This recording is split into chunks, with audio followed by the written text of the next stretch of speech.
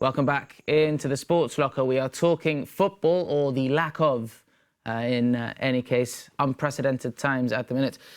We've spoken about a little bit about the Premier League and the divisions below that. What about here in Gibraltar? I know it's certainly no easy solution, but like Kenneth mentioned in part one, the season must be completed.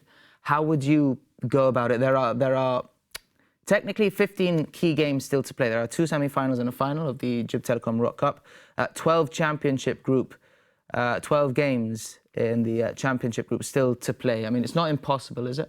You have to play it. You have to find a way. I mean, Europa might be 5 points clear at the top, but they haven't won the league by any stretch of the imagination.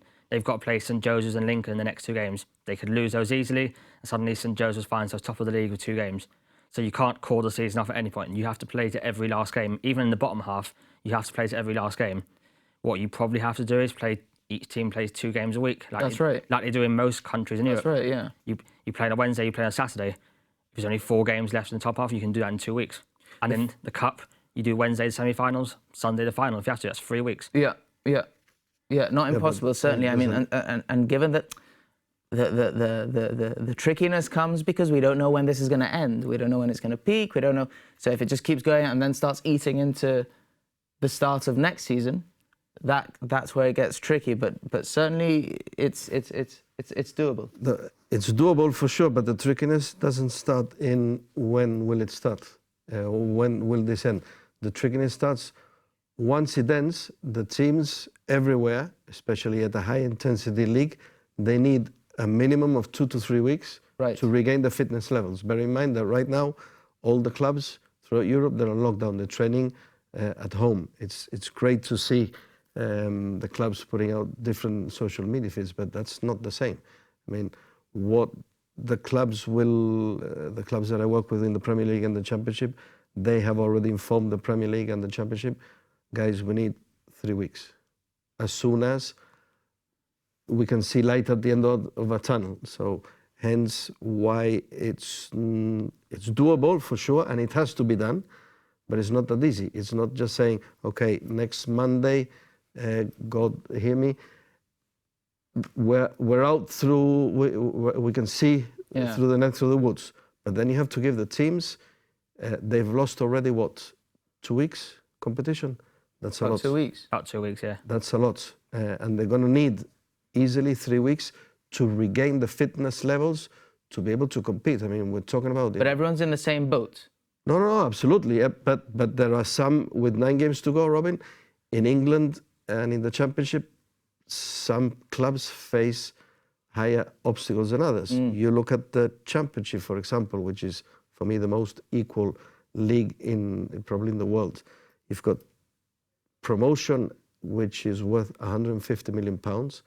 You've had West Brom and Leeds leading the way throughout the whole season. Claro, imagine telling them... And now you say, we start next week and they go on a run, because it's happened to every single team.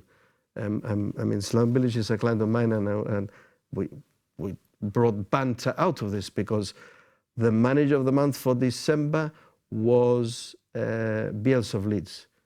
He went on a run, he didn't win for 5 games. The manager of the month for January was the French guy at Forest. He went on a run and didn't win for 4 games. Village got the manager of the month for February, and they stopped the league. So I said, you've done this on purpose to stop the team, Master plan. But joking aside, that is, and it's what is at the forefront of every single manager right now. It's the time they will need to get their teams together. And then the playoff race as well, and the relegation. Absolutely. Battle down the other end. Look, it hurt me as a fan, as a Liverpool fan, but Atletico Madrid did an outstanding job in knocking out Liverpool. If they don't get the fitness levels right by the time they start competing back in the Champions League, fitness is a key thing in Simeone's master plan. Claro. They're going to be out. So what would you do to complete the leagues? I will, what I mentioned before, we've got nine weeks left, not 9 weeks, but 9 games left. I would fit in 2 weeks, 2 games a week, because that will bring the fitness level quite quickly, but I would give certainly as soon as we have this current pandemic under control, you have to give the teams minimum, absolutely minimum, 2 weeks to regain. For example, same as preparing for a World Cup or a Euros. World Cup or the Euros, why do we finish the season earlier? We don't finish it so that we can see because normally if we wouldn't have had this pandemic, the seasons would have finished, I think, on the 2nd of May. So that the Euro Championships would have started around the 5th or 6th of June. So that gives a week off or 10 days off for the players with their families, and then they join their respective nations and prepare for the championship. So an international manager will demand 2 to 3 weeks. So we need to give the teams 2 to 3 weeks and then fit in 2 games a week. I would convert Europa League and Champions League into a single game. Really? Yeah, I would. Neutral? At a neutral venue? Neutral, or depends on the ball that comes out first. Yeah. Is that what you did too? I think you do it for this one off. You do. It's not absolutely fair, but given the circumstances, it's not absolutely fair, but it's probably in the circumstances the easiest option, and probably the best option is whoever gets drawn out first. It's luck of the draw. Obviously, the final will still be at the neutral venue, but for the quarters and the semis, like an FA Cup game, you get drawn out at home, you get drawn out at home. That's what it is. Yeah. So I think you'd have to do that. I want to bring this back to the local game. Of course, that is our direct concern. A lower obstacle, as you say, there are less games to complete, less critical games to ensure are played. But what about sort of player contracts running until the end of June? Players that might be on loan from a Monsgalbe to a St. Joseph, for example, or vice versa. If they continue playing past their contract ends, then get injured, Yeah, I know what you mean. It could be a very murky situation. I'm sure it's something you probably know a lot more than me about, but it's difficult, I think. Yeah. Well, again, we look to leadership. We look to the GFA, to UEFA and to FIFA to sort this out. I would imagine that there will be some sort of emergency legislation drafted in, making contracts extended by 30, 60 days. Yeah.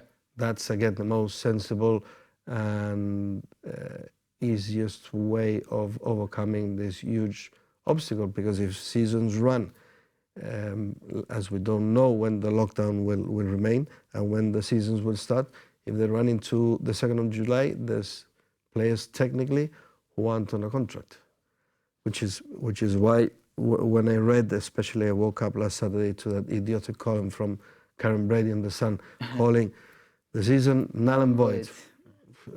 I mean, that would player suit West contracts. Ham, surely. Of course, it would suit West Ham. It would have suited the other 3 clubs who were moving, pushing her to make that. Yeah, let's go. But Robin, you've got player contracts. If you analyze it stakeholder by stakeholder, player contracts, they're going to say, okay, null and void, you need to extend my contract by another year. Imagine the wage bill for another year. The broadcasters will say, okay, it's null and void, then all the money which you have received in advance, because Sky pays in advance, Sky pays in July and February. So the money for the full season is already sitting pretty in each respective club's bank account. So Sky will demand all that money back. So imagine how the clubs, it's going to be worse than the Titanic. Incredible. So I can't understand how a lady in that position was able to use that newspaper to make that statement. I think it's no coincidence that she used that newspaper in particular as well, given past historic events. She writes a column twice a week in that newspaper. Yeah. Incredible. Euros postponed, UEFA Nations League, more of our concern, in danger as well, which is a shame. Very briefly before we do go, because Gibraltar, the dream draw against San Marino, wasn't it? I think the only thing that could have been maybe better is been in a group of 4, not group of 3, obviously, to make sure there was 6 games instead of 4. But if you're going to ask for a group, probably on paper, San Marino and Liechtenstein was about as good as you could have asked for.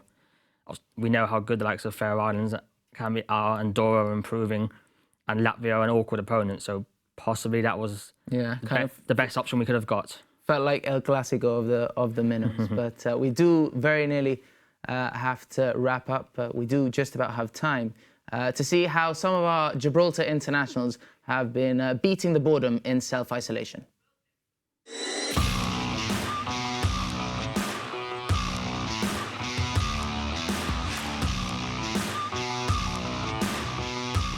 Hi Robin.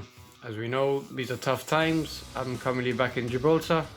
Las Palmas gave us the option of coming back home, and I think with what's occurring, I took the option of coming back, so as my other teammates did. Las Palmas have set out a training method and diet plan for us to do at home for the amount of time that we're here. Up to now it's until the 23rd, but by the looks of things, I think it's going to be a bit longer. I urge everyone in Gib to stay at home, to listen to what the GHA are saying, back up what the government are doing, and to stay safe, stay at home, and try and make the most out of what's happening at the moment.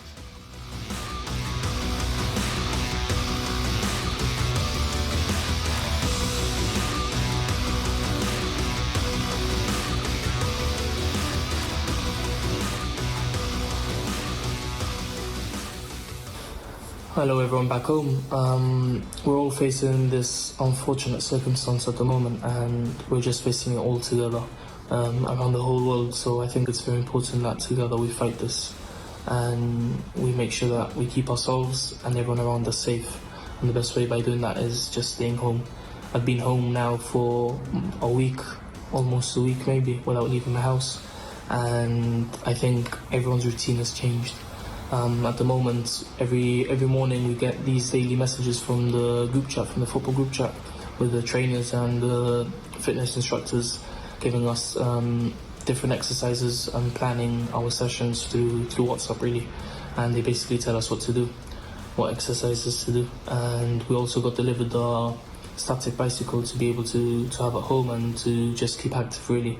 And I think it's very important for us footballers to not just keep still and lose form of ourselves and just be doing something daily. Stay at home. More press-ups than I've ever done. That's just about all we've got time for. A big thanks to my guests, Kenneth and Dan. Thank you at home for watching, and fingers crossed we will see you same time next week on The Sports Locker. Until then, it's good night.